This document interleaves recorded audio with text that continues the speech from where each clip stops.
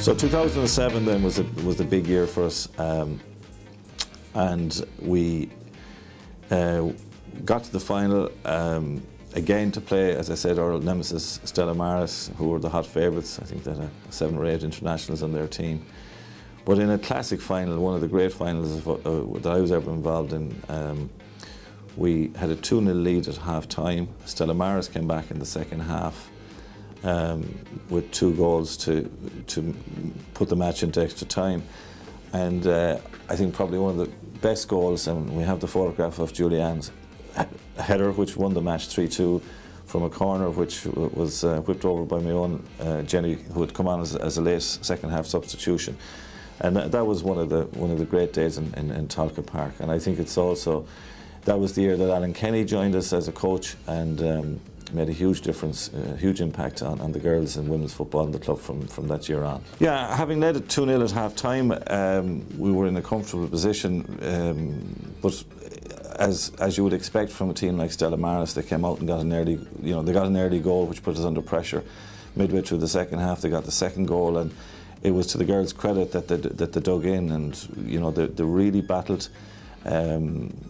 Stella Maris had, I think at the time, 8 internationals playing, but some of our players were immense on the day, and I think Tessa Mullins, Dora Gorman, Brenda Flannery, Julianne, they were all magnificent. And when it came to it in extra time, we actually finished the stronger, and we got the goal. It was a great corner taken by Jenny O'Mahony, and Julianne was at the end of it. And the picture will show you the power and the strength of her header. It just gave the Stella Maris they had no chance to stop it, and we actually saw the match out comfortably in the second half of extra time.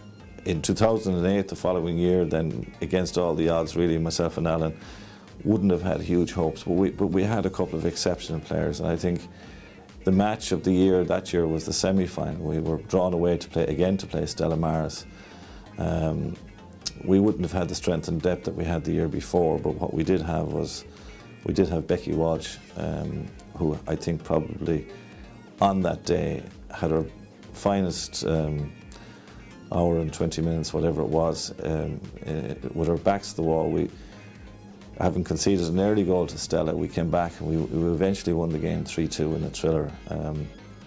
Dora Gorman, who was obviously one of our star players, got injured in that game and had to come off.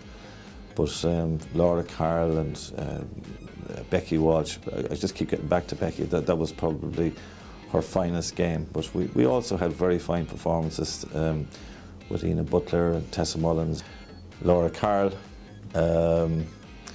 So that was the semi-final, and when we actually got to the final against Joey's, then it was just one of those days where everything we touched turned to gold, and we actually won the game 6-0. It was a rout. So it was great to put back-to-back under 16s All-Irelands together.